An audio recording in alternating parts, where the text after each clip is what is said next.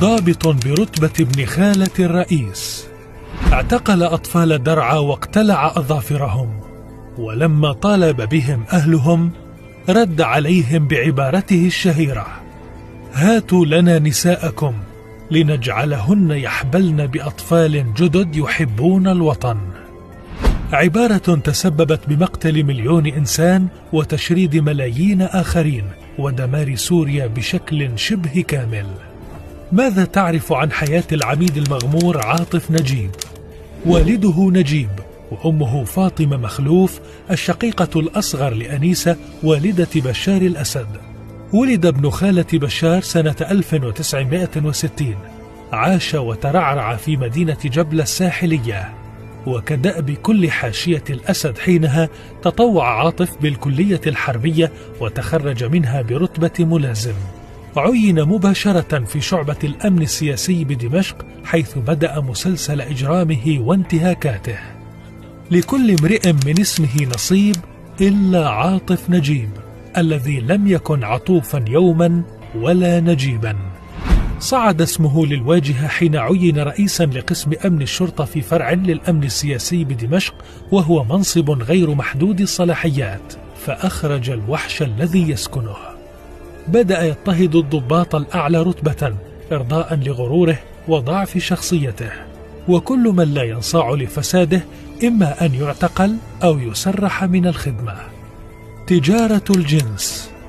در تزوير ضبوط التحقيقات أموالا لا بأس بها على عاطف نجيب، لكنها لم تشبع جشع الشاب الصاعد، فوجد ضالته بنصيحة أبو جليل صاحب فندق بحي المرج الدمشقي، الذي همس لعاطف بتجارة الجنس وحجم الأموال التي قد يجنيها من تجارة ضخمة لكنها تحتاج للحماية فقط. أسماء تدير الساحة وتسيطر على تجارة الجنس والدعارة ولا بد من سحقها. ما دفع عاطف سنة 1996 لشن حملة أمنية كبيرة أزاح بها رؤوس تلك التجارة، فداهم البيوت والفنادق ليبدأ بإنشاء شبكته الجديدة التي تدير عشرات أوكار الدعارة في أحياء التجارة والمزرعة وركن الدين وبرزة والمرج بدمشق، لتكون شبكة عاطف التي نسجها بيديه أكبر من التي أنهاها بمخالبه. دف الشوك. رق قلب نجيب للمواطنين البسطاء الطامحين لبناء جدران تأويهم وسط تراخيص البناء وتنظيمات البناء المقيتة، فعين لهم رؤساء بلديات يغضون الطرف عن مخالفات البناء مقابل بعض الرشاوى. 5 ملايين ليرة سورية، أي ما يزيد حينها عن 100,000 دولار، كان يقبضها نجيب لتعيين رؤساء بلديات دمشق مع حصة شهرية تصله مقابل غض الطرف عن رشاوى تراخيص البناء. سلمت الكثير من المشاريع المخالفة، مما أدى لانهيار تلك الأبنية وإزالة أكثرها فيما بعد، وأكبر الضحايا كان دف الشوك في حي الميدان بدمشق. انهارت الأبنية وأسكت الجميع في حينها، فالمقاول عكروت في بيت السلطة. ضابط برتبة ابن خاله.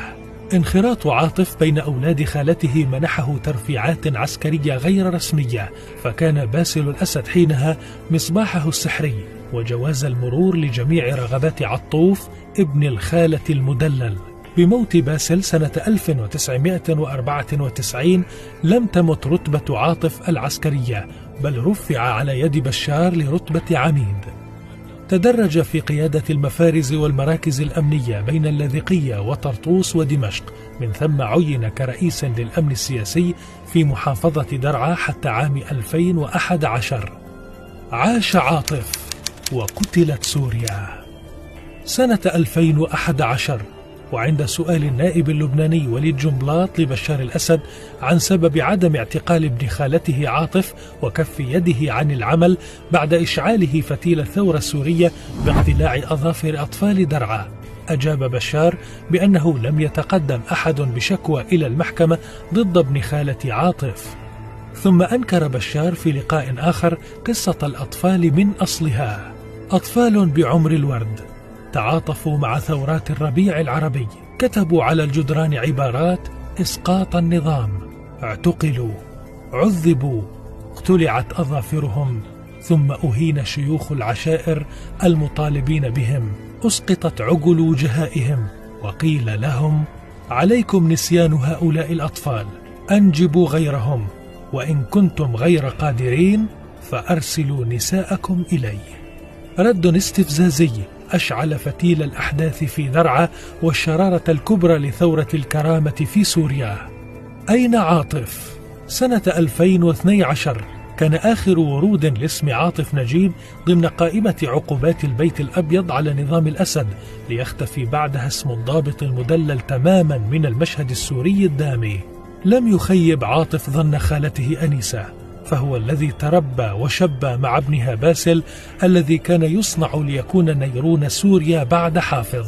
مسيرة عاطف نجيب صورة مصغرة عن حكم عائلة الأسد: فساد محمي بالقانون، قمع بذريعة حماية الوطن، سرقات من فوق الطاولات، إجرام منقطع النظير.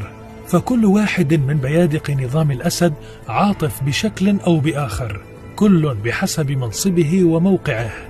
فعاطف فعل ما فعله كتلميذ نجيب تربى بحظيرة تدعى عائلة الأسد.